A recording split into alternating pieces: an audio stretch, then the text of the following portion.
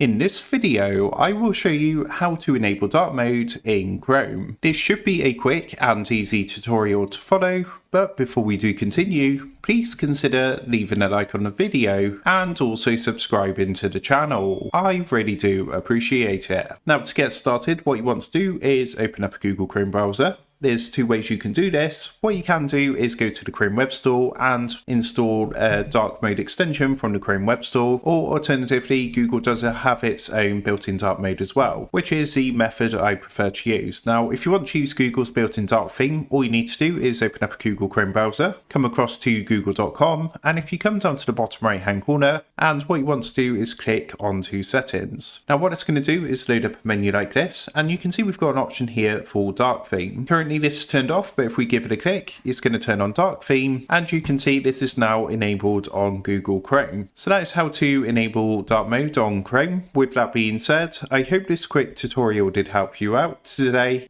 And if this did help you out, I would really appreciate it if you was to consider dropping down below the video, leaving a like, and also subscribing to the channel. With that being said, I just want to take a minute to thank you guys for watching this quick tutorial, and I will see you in the next video.